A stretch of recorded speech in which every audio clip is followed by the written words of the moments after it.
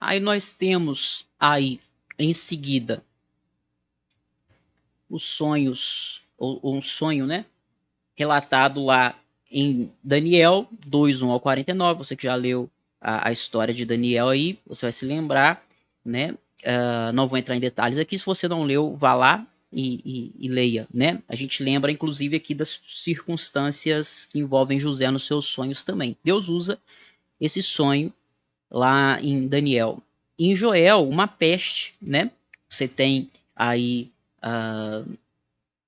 pragas e Deus usa essas pragas para poder cumprir o seu propósito. Leia também Joel, a referência está aí, vai estar no PDF para você.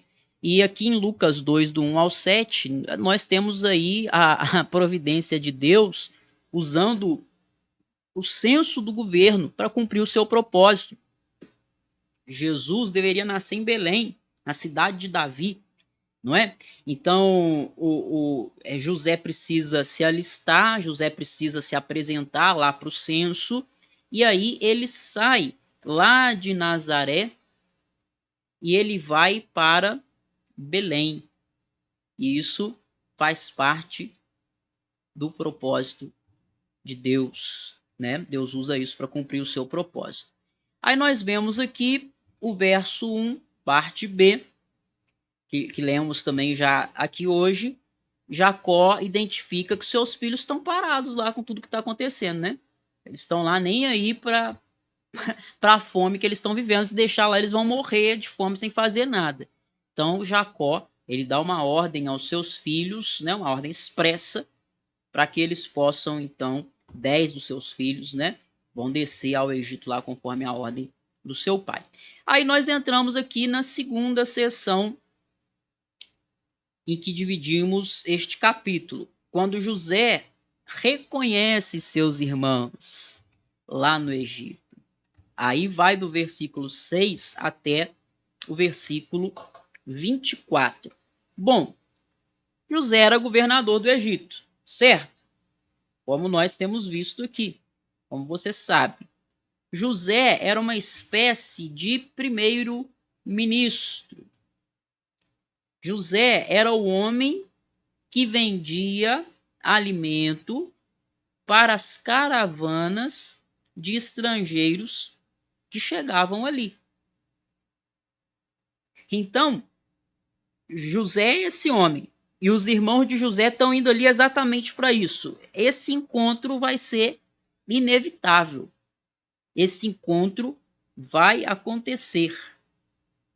E então, nós observamos isso a partir do verso 7, parte A. Olha aqui.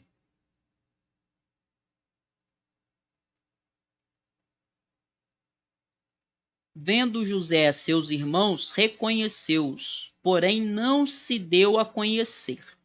Então José reconhece os seus irmãos, mas José não se apresenta para os seus irmãos.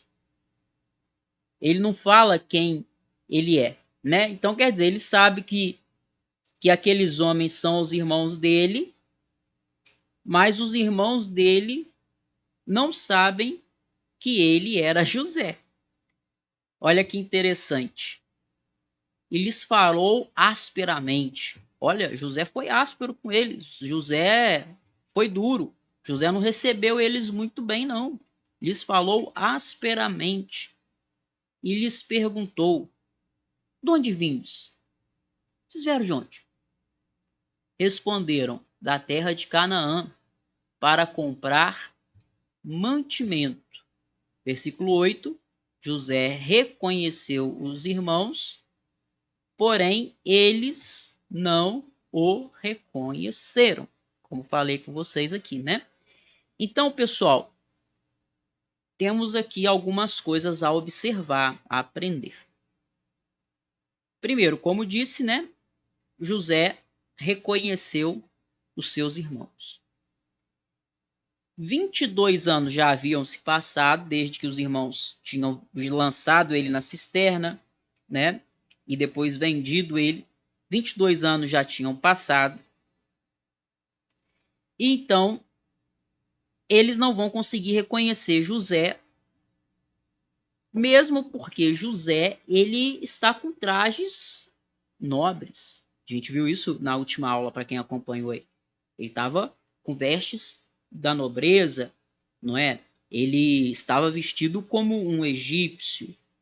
Ele falava a língua dos egípcios, conforme eu coloquei aqui para você. Ó.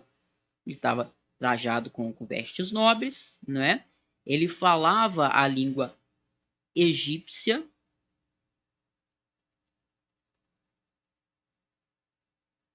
Ele falava a língua egípcia por meio de intérpretes.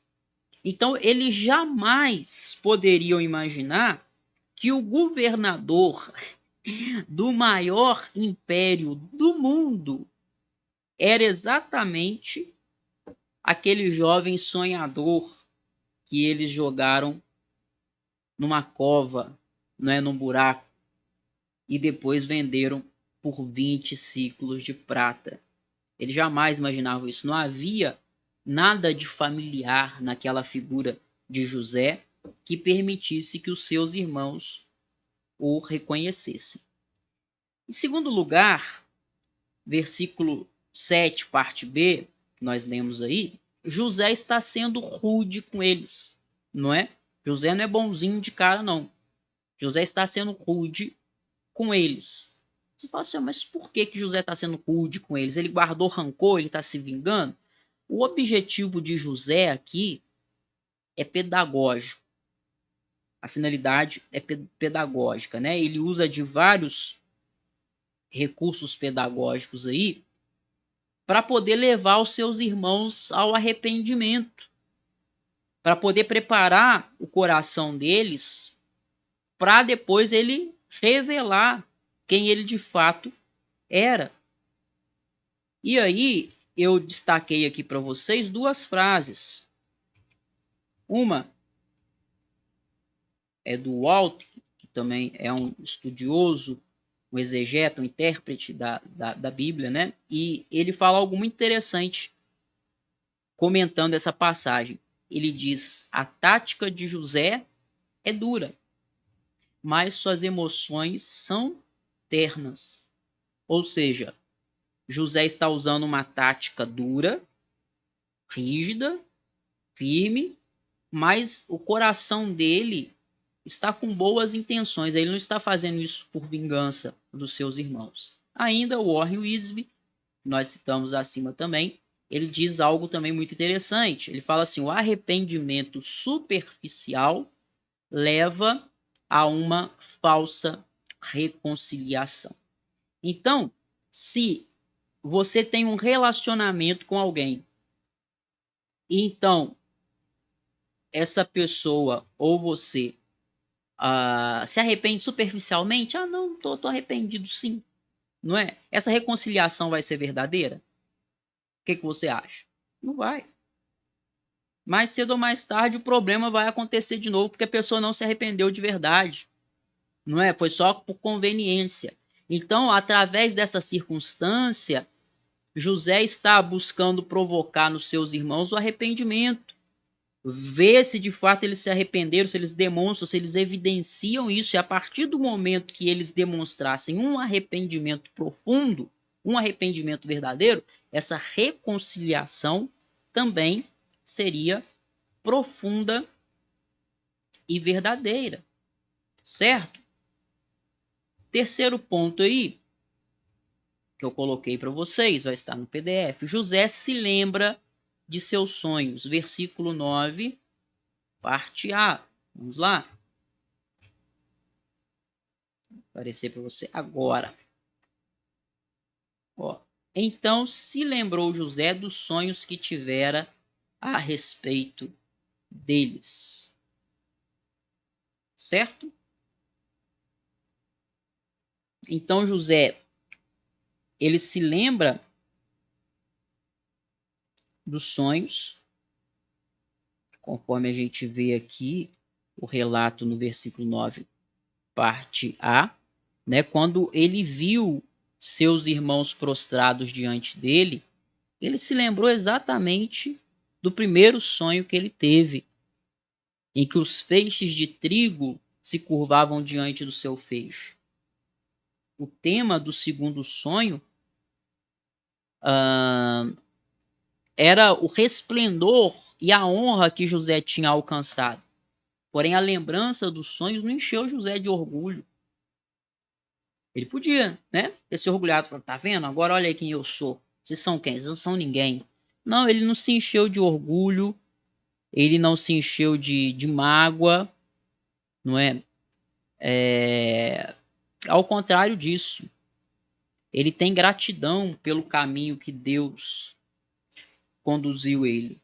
Os sonhos de José não eram devaneios de adolescente, isso eu acho que eu coloquei aqui para você também, vai virar o PDF nosso, ó. Os sonhos de José não eram devaneios de um adolescente, mas a revelação divina acerca do futuro. Certo? Por que isso?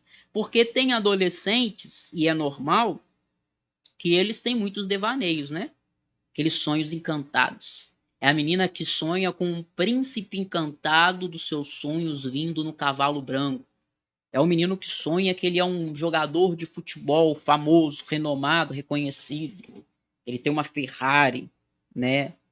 Uma McLaren, que ele é um herói. Sonhos de adolescentes, não é? Devaneios, sonhos que nunca vão acontecer, ilusões da mente sonhante, sonhadora de um adolescente. Mas os sonhos que José teve lá na sua adolescência não são devaneios de um adolescente.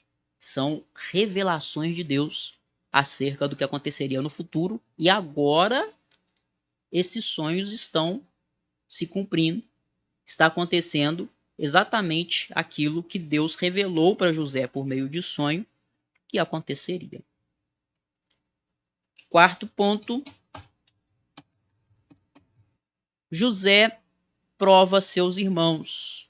Ele acusa seus irmãos de espiões. Veja só, versículo 9. Deixa eu colocar para você, vai aparecer agora.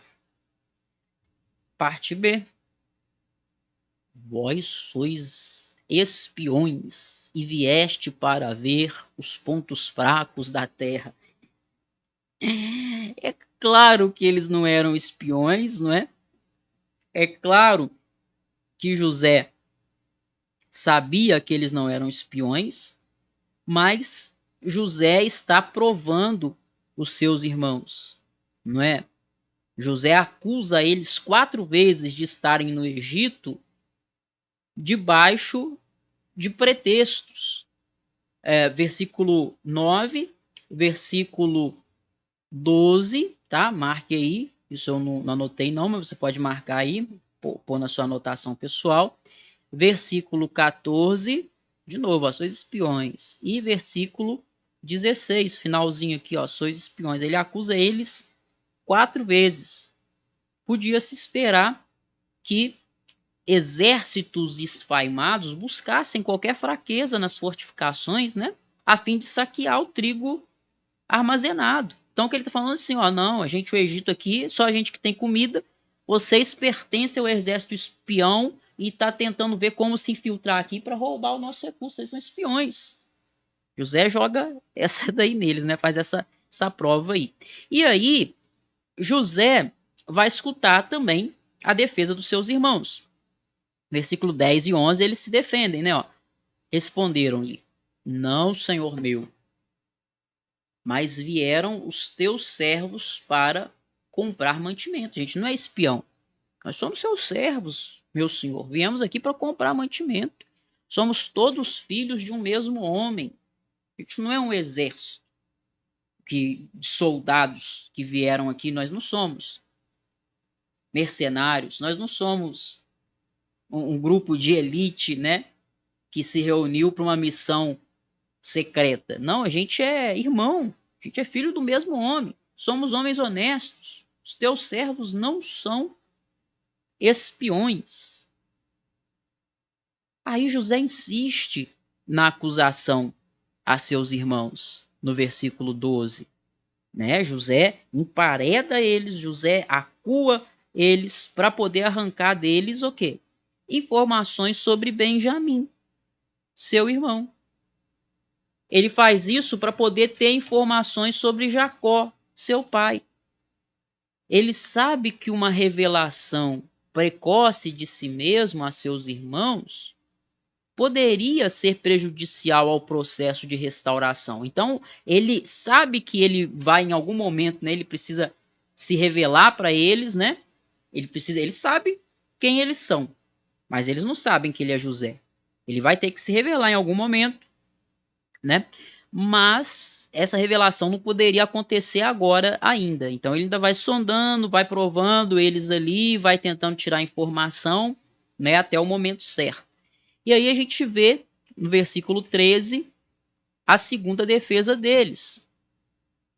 Né, ó, teus servos somos 12 irmãos, filhos de um homem na terra de Canaã. O mais novo está hoje com nosso pai. Outro já não existe. Olha isso. Então, José, ele arranca, ele consegue jogar esse verde colhe maduro, né? Ele consegue a informação que eles queriam. E os irmãos de José acrescentam aqui no versículo 13 uma nova informação sobre a identidade deles. Ele diz que eles são 12 irmãos. Aqui, ó, 12 irmãos. Quantos que foram, que desceram, gente? Falei com vocês aí mais cedo, né? Desceram 10, não é isso? Mas eles falam que não, nós somos 12 irmãos, estamos em 10 aqui, mas nós somos 12 irmãos. Não apenas 10, mas somos 12 irmãos. Então falam dos outros dois irmãos. O mais novo está ainda com nosso pai. Aqui, ó. O outro já não existe. Então agora José já está com todos os dados do tabuleiro e sabe que seu pai está vivo, sabe que seu irmão caçula está bem, está lá na companhia do seu pai. Aí agora, dos versículos 14 ao 20,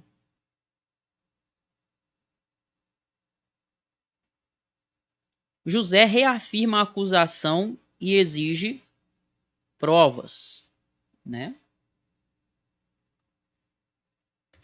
Aí isso tudo vai estar aí no PDF para você, tá? Eu coloquei aqui, ó.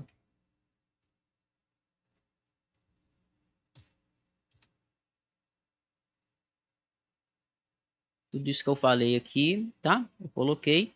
Aí a gente chega aqui, versículo 14 ao 20, né? Primeiro, como coloquei aqui para você, ele acusa. E ele os acusa pela terceira vez de espionagem, porque ele quer despertar neles aquela consciência adormecida. Segundo, como coloquei aqui também, ele ameaça. Como assim? Ele ameaça retê-los no Egito até que Benjamim seja trazido. Isso daí você vai ver no versículo 15 e 16, tá? A acusação, já até te mostrei lá, 9, 12 e 14. Terceiro, ele coloca eles em custódia. 3 dias na prisão, versículo 17.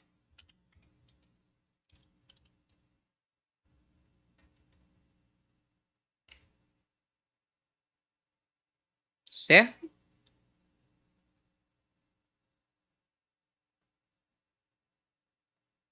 Quarto, José exige provas da honestidade de seus irmãos. Versículos 18 ao 20, olha lá. Ao terceiro dia disse-lhes José: Fazei o seguinte e vivereis, pois temo a Deus. Se sois homens honestos, fique detido um de vós na casa da vossa prisão. Vós outros ide, levai cereal para suprir a fome das vossas casas, e trazei-me vosso irmão mais novo, com o que serão verificadas as vossas palavras, e não morrereis. E eles se dispuseram a fazê-lo. Olha só, pessoal. Ele despede seus irmãos, né? Mas ele retém Simeão até que eles tragam Benjamim. Essa seria a prova da honestidade deles. Os irmãos de José concordam com essa exigência. E eles vão, eles partem. E deixam para trás Simeão. E levam consigo muitas perguntas, né, sem esclarecimento. Eles estão confusos. Aí a gente vê a seguir aí José finalmente vai poder observar os seus irmãos, versículos 21 ao 23, reconhecendo a sua culpa. Ó. Então disseram uns aos outros: na verdade, somos culpados no tocante a nosso irmão, pois lhe vimos a angústia da alma quando nos rogava e não lhe acudimos. Por isso nos vem essa ansiedade. Olha aqui. Ué, eles venderam José, não é? E agora eles estão perderam seu irmão, né? E agora eles estão numa situação onde eles podem novamente perder o irmão e eles estão ansiosos, eles não sabem o que está acontecendo, eles não, nunca deviam ter imaginado que ir ao Egito ia ser assim, ia trazer todas essas questões, né? Eles pensaram talvez que era só chegar lá, comprar e vir embora, igual todo mundo. Mas o negócio se enrolou para o lado deles. Responderam-lhes Rubem: não vos disse eu? Não pequeis contra o jovem? E não me quiseste ouvir, pois vedes aí que se requer de nós o seu sangue, né? Ou seja, Rubem foi quem ainda ele está tentando aqui se defender, né? Ele tem uma meia culpa aqui, né? Tentando passar uma ideia de que ele ele foi o bonzinho da história. A gente viu lá o que aconteceu e tal, né? A participação dele nesse sentido também, mas ele não isenta, não está isento de culpa também, né? Eles, porém, não sabiam que José os entendia, porque lhes falava por intérpretes. Então, José está entendendo eles falando, né? Está vendo eles se arrependerem e eles não sabem disso. Então, não tem nem como dizer que eles fizeram isso porque desconfiaram que era José e queria impressionar ele mesmo. Não, eles não sabiam. Eles pensavam que José não falava hebraico, então eles estão conversando lá em hebraico, né? E José está entendendo tudo que eles estão falando, está vendo que eles estão aqui reconhecendo a sua culpa, não é? Eles estão reconhecendo aqui o pecado que eles cometeram contra José. A ansiedade que eles sentiam agora estava intimamente, né? Aqui, ó, a gente leu aqui, né? Eles estavam ansiosos. Essa ansiedade estava intimamente relacionada com a crueldade deles com José lá há 22 anos atrás, né? Então Rubem se defende, ao mesmo tempo que ele diagnostica a causa do aperto que estão passando, né? Ó, pois vedes aí que se requer de nós o seu sangue, ou seja, a gente está sendo julgado pelo que nós fizemos. Então José está ali ouvindo toda a conversa deles sem que eles notassem, porque como você pode ver aqui no versículo 23, ó, eles, porém, não sabiam que José os entendia porque eles falava por intérprete. Essa expressão aqui, somos culpados, tá vendo aqui?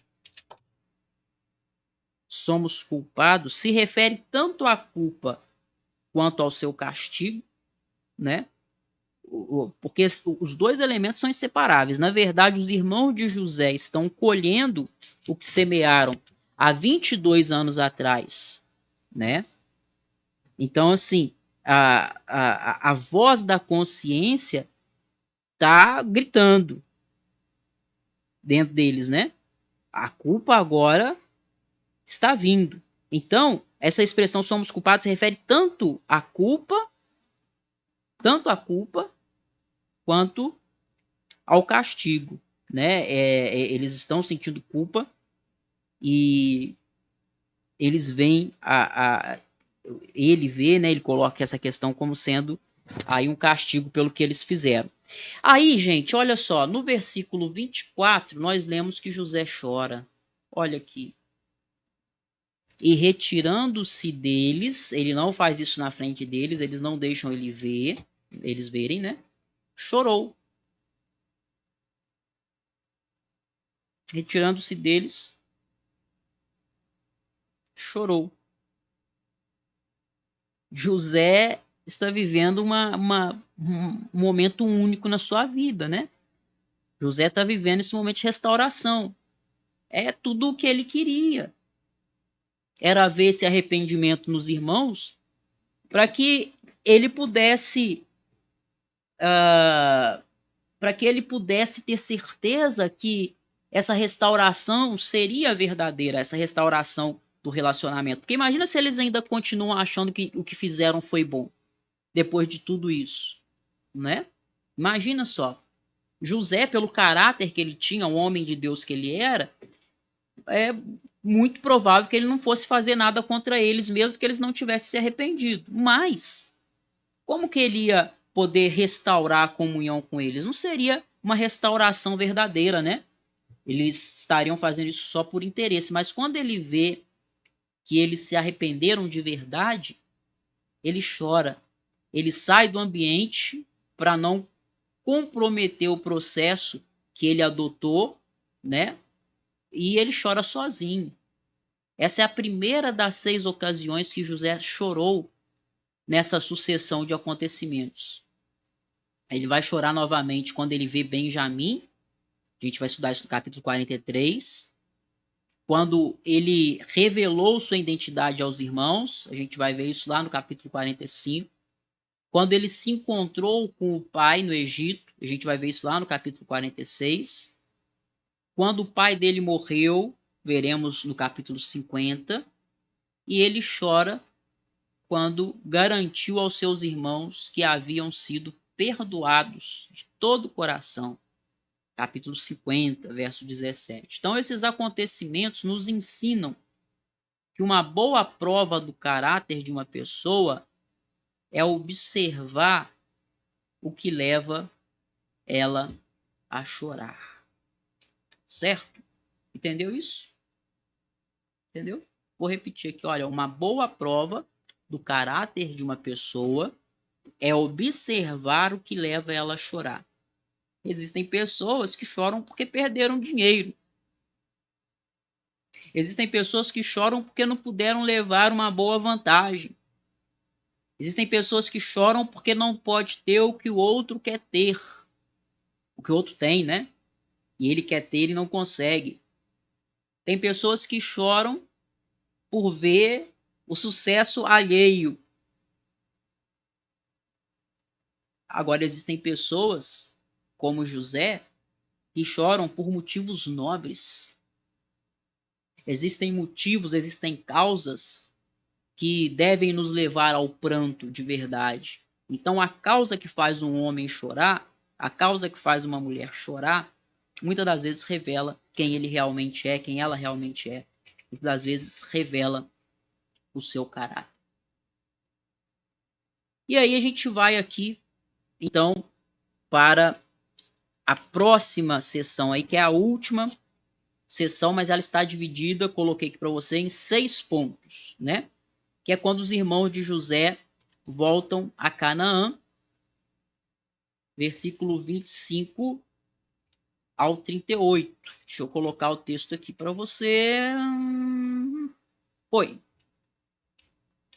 Tá vendo? Daqui agora, do 25 até o 38, o narrador, o escritor, ele vai trazer para nós a volta dos irmãos de José a Canaã, né? Então, Simeão ficou retido no Egito como garantia de que voltaria, de que eles voltariam, os irmãos de José, né? E que iam trazer Benjamim, como prova de que eles eram homens honestos e não espiões. José envia seus irmãos de volta a Canaã, provando que ele teme a Deus e que ele se importa com o bem-estar dos seus familiares. E aí, veja que, primeiro, o versículo 25, né? Que José cuida dos seus irmãos. Olha aqui, ó. Ordenou José que lhes enchessem de cereal os sacos e lhes restituíssem o dinheiro, a cada um no saco de cereal, e os suprissem de comida para o caminho. E assim lhes foi feito. Então, ele vende o alimento, mas devolve o dinheiro e ainda providencia comida para eles durante o caminho, né? Durante a jornada, demonstrando generosidade. Que ele dá suprimento não só para eles levarem para casa, mas também para a viagem longa que os irmãos iam ter até chegar em casa de novo. A questão aqui de José ter devolvido o dinheiro de cada um,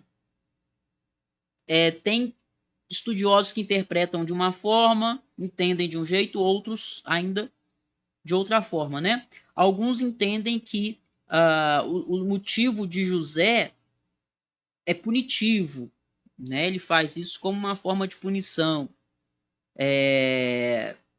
Outros acham que a motivação dele, né? Ou seja, é produzir confusão nos seus irmãos. Existem aqueles que entendem que o motivo de José é redentivo, porque ele está forçando os seus irmãos a encarar o seu passado, porque anteriormente eles colocavam mais valor no dinheiro do que na vida. Eles valorizavam mais o dinheiro que eles receberam vendendo José do que na vida de José. Então seria uma forma de José ensinar para eles isso, né? Que o dinheiro não é o mais importante, não vale mais do que a vida. Segundo lugar, os irmãos de José são tomados de medo e perplexidade. Veja aqui, versículos 26 ao 28. E carregaram o cereal sobre os seus jumentos e partiram dali, abrindo um deles o saco de cereal para dar de comer ao seu jumento na estalagem, deu com o dinheiro na boca do saco de um cereal. Então disse aos irmãos: devolveram o meu dinheiro. Aqui está, na boca do saco de cereal.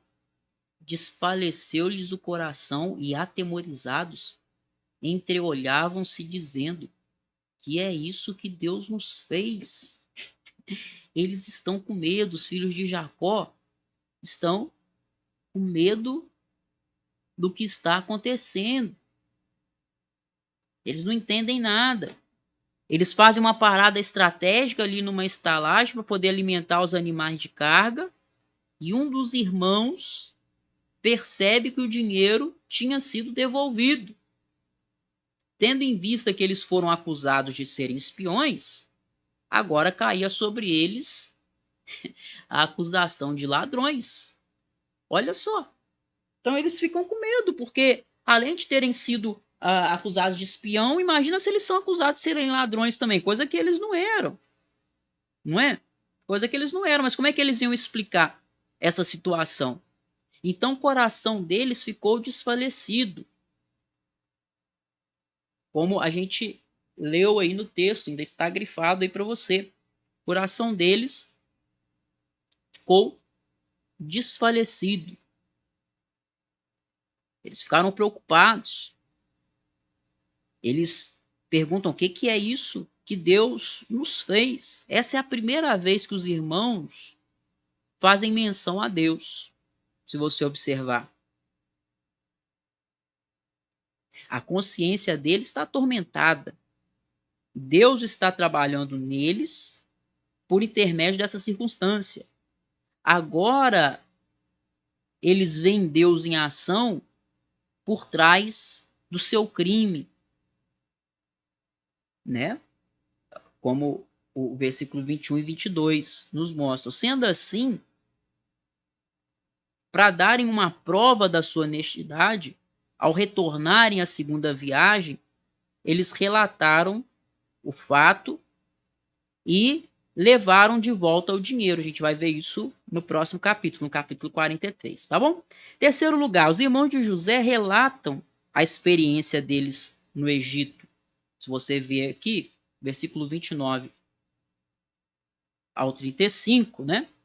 Eles vão relatar o que aconteceu lá no Egito, né? E vieram para Jacó, 29, seu pai, na terra de Canaã, e lhe contaram tudo o que lhe acontecera, dizendo. Então, os filhos de Jacó contaram, mas eles não contaram tudo. Eles omitiram do pai que ficaram 3 dias presos. Isso eles não contaram para Jacó. Eles não falaram. Eles não falaram que Simeão havia sido algemado na presença deles e que tinha ficado lá como refém. Eles não contaram isso para Jacó. Eles também omitiram sobre o remorso que eles sentiram, os protestos de Rúben, a descoberta do dinheiro na estalagem. Eles não contaram nada disso para Jacó. Eles omitem todos esses fatos. Resumindo, eles deram uma forma de esconder, né, o quanto que os fatos que tinham acontecido eram dramáticos. Eles deram uma amenizada, porque sabiam que precisavam voltar para o Egito para levar Benjamim, resgatar Simeão e comprar mais alimento. Então, se eles falam com o pai deles o que tinha acontecido do jeito que aconteceu, eles ficam com medo, né? Afinal de contas, Jacó já tinha tido um trauma antes, então eles ficam com medo. Vai que Jacó não deixa eles voltar, eles precisam voltar. O irmão deles está preso lá, e aí? E agora? Eles precisam voltar. E já viu, mãe e pai é preocupado, não é? Mãe e pai é preocupado, naturalmente. E depois do trauma que Jacó sofreu há 22 anos atrás, então eles não contam, eles omitem todos esses fatos. Olha só, em quarto lugar, versículo 36. Então lhes disse Jacó seu pai, tendes-me privado de filhos. José não existe, já não existe. Simeão não está aqui, né? Porque José, há 22 anos atrás, foi vendido e eles disseram para ele que ele tinha morrido, né? Atacado por uma fera. Simeão ficou preso lá no Egito. Eles não contaram que ele estava preso, né? Mas aí Jacó fala assim, não, José já não existe, Simeão não está aqui. Ides levar a Benjamim, todas essas coisas me sobrevêm. Então quer dizer, além dele não ter mais o seu filho amado, José, Simeão não voltou para casa e eles ainda querem levar Benjamim. Jacó fica doido. Jacó fica doido, né? Dá até para entender a autocomiseração dele. Porém, nós sabemos que ele lamenta porque ele não tem conhecimento de todos os fatos. Então aqui ele acusa indiretamente seus filhos por estar privado de filhos, né? Ou seja, Simeão e José. E agora ele coloca aqui à tona ameaçadora a possibilidade de perder Benjamim. Para ele, José está morto. E Simeão havia ficado no Egito como prisioneiro. Sendo assim, levar Benjamim para o Egito seria expô-lo a um risco fatal. No entanto, essas coisas que pareciam laborar contra ele, na verdade, faziam parte da providência divina. De modo que aquilo que Jacó achou que seria sua ruína foi uma grande alegria. Porque José não só estava vivo, como também era o governador do Egito. E mais, Egito não era a prisão de Simeão, mas era um lar hospitaleiro para a família patriarcal. E todas essas coisas não eram contra ele, mas cooperavam para o seu bem. Como vai nos dizer Romanos 8, 28. Todas as coisas cooperam para o bem daqueles que amam a Deus. Então José está aqui, Jacó está aqui preocupadíssimo pelas coisas que estão acontecendo, porém mal sabe ele que tudo isso faz parte do plano, do propósito de Deus, abençoador. Mal sabe ele do que há de vir da parte de Deus para ele, certo? E aí então nós chegamos aqui no versículo 37, onde nós temos a proposta doida de Rubem. Mas Rubem disse a seu pai: mata os meus 2 filhos, se tu não tomar a trazer, entrega-mo, e eu te restituirei. Olha isso, gente. Rubem procura acalmar os temores de Jacó, fazendo uma proposta louca, um disparate. Demonstra mais uma vez a sua fraqueza, sua falta de liderança como filho mais velho. Ele quer dar como garantia de que traria de volta Benjamim, né? Deixa eu levar Benjamim para o Egito e eu te dou como garantia que ele vai voltar, eu vou trazer ele de volta, eu te dou como garantia os meus 2 filhos. Se eu não voltar com Benjamim, mate os meus 2 filhos. Olha que louco. Vê se isso é o tipo de proposta que se faz, é o tipo de coisa que se fala. Mas como um avô poderia se consolar matando seus netos? Olha, até por isso também a proposta é louca, né? Ué, isso ia consolar Jacó? Ah, já que eu perdi Benjamim lá no Egito, deixa eu matar meus 2 netos que isso vai me consolar. Então, olha como que Rubem não sabe a besteira que ele está falando, né? E aí o Walt, o comentarista, vai dizer o seguinte: Judá, porque né, é o seguinte, ele poderia oferecer a ele mesmo, né? Mas não, ele oferece o filho dele. E aí o Walt que vai dizer o seguinte: Judá eclipsa Rubem como líder da família. É como um eclipse, né, que tampa. Ele eclipsa Rubem como a líder da família. Esse covarde e de forma imbecil oferece a vida de seus filhos como garantia da segurança de Benjamim. Judá oferece a sua própria vida.